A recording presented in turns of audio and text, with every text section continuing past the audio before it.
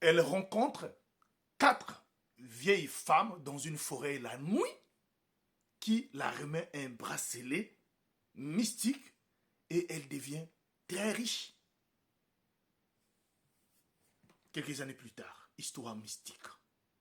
Avant tout, j'aimerais vous dire une chose. Ce monde que nous vivons est un monde là où il y a plusieurs mondes. Priez toujours sans cesse.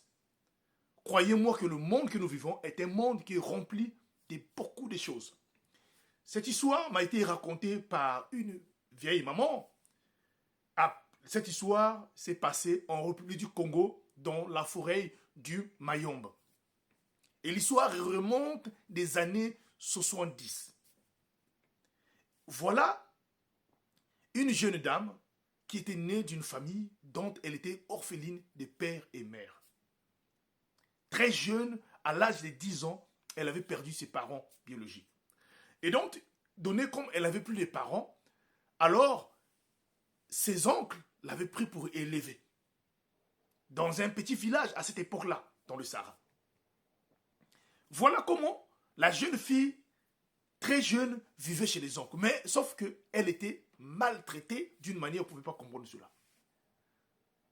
Parfois, on la laissait. Elle quitte, elle partait même chez ses tantes aussi faisaient pareillement.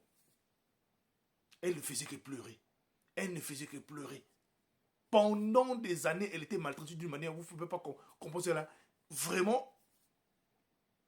Et dans le village, elle était même un sujet de moquerie par des enfants de son âge. Et c'est elle, chaque fois qu'on envoyait en brousse pour aller véritablement cueillir des choses, prendre du bois pour ramener au village. Malgré que les oncles, les tantes avaient leurs enfants, mais c'est elle qu'on envoyait à chaque fois. Et c'était une vie insupportable. Voilà, quand elle atteint l'âge de 13 ans, alors, un jour, on la réveille pratiquement vers 4 heures du matin par son oncle.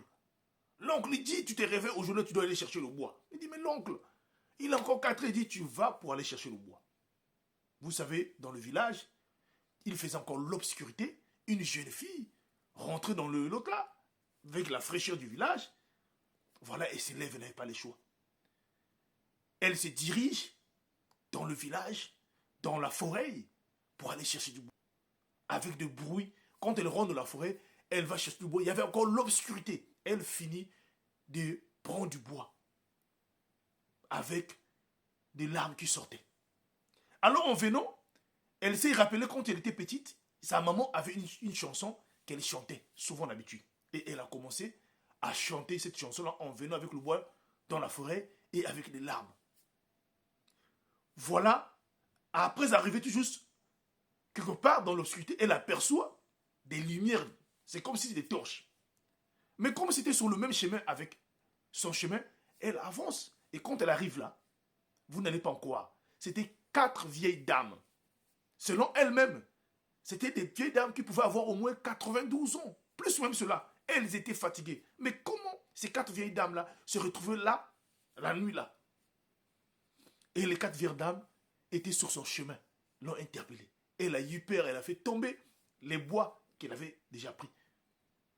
Voilà les 4 vieilles dames qui vont la dire que nous avons entendu des pleurs, ça fait des années. Nous sommes là pour t'aider.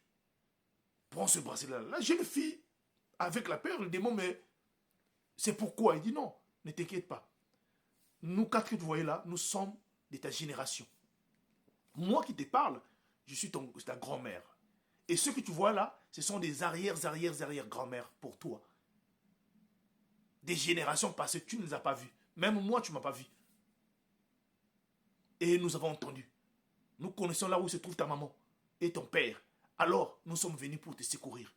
Prends ce bracelet-là, tu porteras ce bracelet-là. Et ça t'apportera bonheur. Ça va te porter bonheur. Porte seulement ce bracelet-là. Voilà comment la jeune fille se lève. On l'aide là, elle se lève, elle prend les bois là, elle met sur la tête. Elle met le bracelet sur elle. Elle sort de la forêt. Quand elle fait 2 pas, 3 pas, derrière elle, Elle regarde là, les 4 dames, les 4 vieilles dames n'étaient plus là. Elle est partie. Elle arrive au village. L'oncle là-bas saute, t'as pris du temps comme ça. Quoi. Les oncles ont parlé, les tantes, mais elle est toujours comme ça. Elle laisse le bois. Et là, on l'envoie encore dans d'autres là pour aller prendre l'eau à la rivière. Donc, c'est parce qu'elle qui faisait tout dans la maison au village. Voilà. Dans la même période, il y a eu des Blancs qui sont venus. Je ne sais pas, ils étaient venus pour un projet. Donc, ils avaient quitté la ville pour venir là-bas, dans le Sahara. Et quand ils arrivent là-bas sur place, et un des Blancs qui va voir la jeune dame, à cette époque-là, la jeune dame venait d'avoir, pratiquement aussi, donc déjà l'année venait de passer, la jeune dame venait d'avoir, je crois, 14 ou 15 ans. Mais elle était déjà vraiment grand détail, un peu mûre. Et le Blanc là va tomber vraiment amoureux de cette jeune fille-là, à cette époque-là. Vous savez, à cette époque-là, quand une fille a déjà 15 ans, on pouvait même déjà la marier. Et voilà, le Blanc viendra, en tout cas, se présenter à la famille, dire à la famille, vraiment, j'ai aimé votre fille-là. J'aimerais vraiment partir avec elle en ville. Mais les oncles ont dit, c'est un bon débat pour nous. Paye-nous seulement de l'argent et tu t'en vas avec elle. Voilà comment les oncles là, vont vendre la jeune fille. Or, ils ne savaient pas que non, c'était seulement un chemin que Dieu avait préparé. Voilà comment le Blanc paiera et emmènera maintenant cette dernière-là à Brazzaville.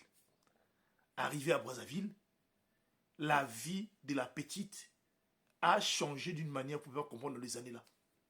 Elle est devenue une grande dame, connue même au niveau de la République du Congo. Très connue, très connue dans le monde politique. Et quelques années plus tard, elle revient en délégation dans le village. Et là, elle arrive là. Les oncles n'étaient plus là, étaient décédés. Tout le monde était décédé. Elle était devenue très riche. Elle est venue tout juste rencontrer les enfants de ces oncles-là qui étaient restés vivants. Et elle avait décidé de les aider. Alors, quand on l'a questionnée, elle dit, elle n'a jamais plus revu ces entités-là, ces 4 femmes-là. Et le bracelet, elle a toujours gardé cela. Chaque partie là où elle partait, si elle avait le bracelet, tout ce qu'elle faisait, ça marchait. Toutes les activités, le boulot, partout ça marchait. Et juste à ce qu'elle a évolué, elle est devenue très riche, elle a voyagé partout, donc du village à ce niveau-là. Et cette histoire-là m'a été racontée par elle-même, l'intéressée qui a vécu cela. Elle dit que HPH, les génies, les entités existent. Les ancêtres existent. Moi, j'en ai vécu dans mon passé.